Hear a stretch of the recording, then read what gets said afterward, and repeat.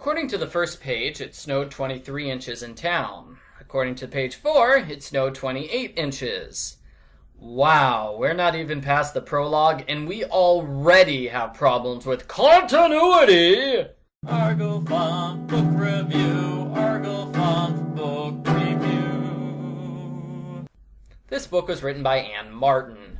All the girls are going to the Winter Wonderland dance on Friday. Kristy is going with her boyfriend Bart, although she's still reluctant to call him her boyfriend. They make plans for what to wear to the dance, and Kristy laughs at the idea that it will snow this week. Claudia is dating some random Japanese guy, but she doesn't say a whole lot about him because she has to explain how the Babysitters Club works and who the various club members are. I find it funny how the super specials can get all of the recap out of the way in one chapter, where normal books take 3 chapters to go through recap. Dawn is going to the dance with Bryce Irving. She tells the story of how they met. She noticed him a few weeks ago and developed a crush on him. She started thinking about asking him to the school dance. She accidentally ran into him when she was late for a class, and he asked her out. All of this boyfriend talk is clearly setting up for a big finale where the girls have romance at the dance. Am I right? Wrong. We don't see the dance, and none of the new guys ever get mentioned again. Ugh. Dawn, Claudia, and Stacey all had vacation boyfriends in previous super specials. Why not bring one of them back? That would be better than inventing new characters and immediately discarding them like useless trash. Dawn's brother Jeff is coming in from California. He's flown across the country about a dozen times at this point, but for the sake of dramatic tension, he suddenly has become super scared of airplanes. What if something bad happens and ruins the flight? Mallory's parents are going to New York for no particular reason. They just decide to randomly leave in the middle of the week so they can play tourist. It must be easy being a parent of 8 if you can abandon the kids whenever you feel like it. The Pikes won't be home until after midnight, which means Marianne and Mallory will be babysitting for 2 nights in a row. Stacey is getting a perm for the dance in order to impress her date, who she doesn't really care about. Whatever, it's still a good excuse to get a perm. Mom takes her to Washington Mall, which is a half-hour away. Of course, Stacey's hair ends up looking great. Kristy invites Bart over to watch a couple of movies and stay for dinner. This is kind of a big step since they've never done stuff together on a weekday before, and he's never met her entire family at the same time. Naturally, her younger siblings are extra wild. David Michael won't stop teasing Kristy. Karen is wearing a sweater as pants for some reason. Andrew giggles incessantly, and Emily Michelle wanders around with nothing but a diaper. Kristy worries that Bart will be scared away forever, and he hasn't even met her older brothers yet. Poor Kristy. Jessi's date for the dance is Quint from the last super special. Again, I don't understand the logic behind vacation boyfriends. We pretend none of them ever existed except Quint? I don't know, maybe Quint won the vacation boyfriend lottery. Anyway, Jessi is out of dance practice. The plan is that Jessi's dad will pick her up from practice, then they'll pick up Quint from a nearby train station. Throughout the entire book, people keep talking about snow. There are weather reports of a massive snowstorm on the horizon, but nobody believes it or bothers to prepare. These are not very responsible people. Well, the big snowstorm finally hits at this point of the book. Dance practice is canceled an hour early, but it's too late. None of the parents can make it there. Marianne wakes up in Mallory's bedroom, which I'm sure is a traumatic experience for anyone. The kids wake up and spend the whole morning singing songs from the author's childhood. The kids obsess over weather reports all day, and they're overjoyed when it starts snowing. I just noticed this is Marianne's first chapter. Including the prologue, Kristy has had 3 chapters. That is not very fair distribution. Dawn's mom is worried about the snow. Richard offers to drive to the airport in her place, but she says no. Mom drives as slowly as she can, but she still loses control of the car and hits a mailbox.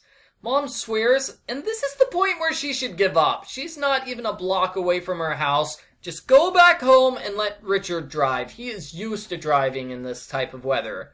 But no, Sharon insists on driving in the snow, and she has a particularly hard time of it. They almost get caught in a fender bender. Dawn keeps a running timer of how late they are, and she repeatedly complains Jeff is going to panic. Thanks for the pressure, Dawn. That chapter was so much fun. Let's do it again! In the next chapter, Stacey's mom insists on driving in the snow, and she has a particularly hard time of it. They fishtail when the car in front of them slams on the brakes. Mom decides to take the back roads home, and she soon gets lost. She stops on the side of the road for a half hour, and the car gets stuck in the snow. Krissy's family continues to be wild, and the snow gets so bad it's not safe for Bart to walk home. It's decided he'll spend the night at Kristy's house, and Kristy panics. In the shortest and most neglected storyline, Claudia babysits for the Perkins girls. The kids are adorable, and their dog goes missing seconds before the power goes out. All the young kids at Jessi's dance practice are worried about the storm. Jessi is forced to babysit them because apparently none of the teachers can be bothered to do their jobs. Jessi worries what will happen to Quint when Quint himself shows up. Yeah, he walked all the way from the train station to here in the middle of a blizzard. And Bart can't go 3 blocks to his house? Quint is making Bart look bad. Mallory realizes they have a huge problem. There's no food to eat. Yes, Mom and Dad left the kids at home without any food. These are not responsible parents. In the Pikes' defense, they left enough food for dinner and breakfast, but the kids would rather starve than eat frozen vegetables. They complain about the lack of food for pages, but at least we get a picture of Mallory's mom jeans. You are rocking those jeans, Mallory. Jeff's flight gets delayed for an hour. Dawn and her mom are forced to wander around the airport. Dawn complains about how uncomfortable the chairs are and how bad the food is. Jeff's flight eventually gets rerouted to Washington, D.C., and Dawn thinks Jeff will be scared out of his mind. Stacey and her mom start to worry that they'll die, as Stacey needs her insulin injection and they don't have any food. Stacey forces her mom to talk about how she fell in love with Dad, which is a tad awkward since they just had an extremely unfriendly divorce. The car's heater stops working, but just when it seems like the end is near, Stacey's mom has got it going. Stacey's mom honks the car horn. A stranger in a station wagon hears, and he stops to help them. Claudia calms the kids down, and Claudia's mom braves the storm to make sure they're all okay. Claudia handles the situation admirably, and she even finds the dog in the basement. Once morning comes around, everything is all better. Quint continues to be a great guy as he helps Jessi prepare the kids for bed. Again, the teachers are useless, while the other older kids are just hiding in the back room. They make it through the night okay, and a nearby coffee shop gives them all free breakfast. The Pikes have breakfast, but they complain that they're still hungry. Marianne calls various food places, hoping that they'll do deliveries at 8 a.m. after a record-breaking snowstorm. They don't. Duh. After that, I found Logan. I'm hungry, I whined to him, before I said hello or good morning or anything civil, and before I'd asked him how he'd survived the storm. Marianne is a horrible girlfriend, by the way. Fortunately, Logan is a total chump. I mean, an amazing boyfriend, so he cross-country skis across town just to get Marianne some food. He is far too good for her. And the weird part is that Marianne's father actually comes by to visit, so he easily could have brought food, but she forgot to mention that when he was there, whatever. After this, Marianne calls her friends and learns what happened to them. This is a boring segment, because we already know what happened to her friends, we just read about it. Kristy does not want Bart to see her typical messy morning self, so she wakes up at 5:30 a.m. to clean up. She shaves her legs for the first time, she curls her hair and puts on makeup. This takes her an hour and a half. Her brothers give her a hard time for dressing up, but Bart thinks she looks beautiful, so it's all worth it. If Bart can put up with her family and still like her, this relationship is going to work. Then there's a segment where Krissy calls her friends and learns what happened to them. What's more boring than recapping the stuff readers already know? Recapping it twice. Dawn is so worried about Jeff she can't sleep. They stay at the airport overnight, and Dawn makes friends with a baby. Jeff's flight arrives 15 hours late, and it turns out there is no need to worry. Jeff had a great time. Stacey and her mom follow the stranger to his house. Stacey worries he's secretly a murderer. It turns out he's a wonderful person with a wonderful wife, a cute baby, and an obsession with Christmas decorations. Stacey and her mom stay with the kind strangers until the roads are cleared the next day.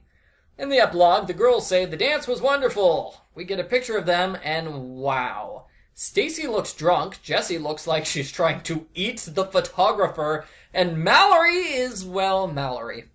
The end. Post-book follow-up. I was impressed by the narration in this book. It is good. The girls all have distinct voices, unlike other books where they all basically sound the same. It's so good you can almost flip to a random page and figure out who the narrator is just by reading a few paragraphs. The last several books have been somewhat bland in this regard as the ghostwriters have started to take over, so it was a nice change of pace to see the girls act like their unique selves. It was also a change of pace to have the super special not be a vacation book. Although when I tried to summarize this book for my family, they thought it was all a repeat of the winter vacation book. Krissy Storyline was my favorite of the book. It's cute how she's nervous over Bart. She worries over little things like, is it okay to sit next to him on the couch? And of course, I never object when Karen is cast as the annoying villain.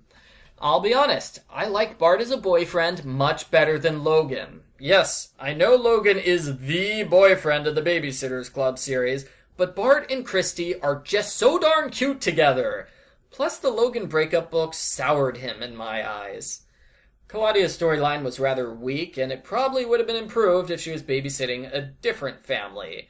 I'm thinking Jackie Radowski or Jenny Prezioso. You know, one of the children that are harder to control. Seeing the perfect Perkins kids be perfect is just not that interesting to me. I like seeing Claudia overcome a bad situation, but compared to the other bad situations in this book, Claudia's sitting job was a walk in the park. Stacey's situation was the most interesting. I liked seeing the emotional connection between her and her mother, and there was a good amount of dramatic suspense. I thought it was a tad forced how Stacey was scared of the man who rescued them. You'd think she'd be less concerned about stranger danger when she's literally freezing to death. Marianne and Mallory's segments were okay, but the not enough food drama was entirely forced. There is enough food. The kids just refuse to eat it. Just because you'd rather have ice cream than veggies, it doesn't mean the veggies don't exist. They easily could have gotten food from a neighbor or Marianne's dad when he paid them a visit. As for the lack of breakfast, consider that both Mr. and Mrs. Pike originally planned to be home eating breakfast this morning.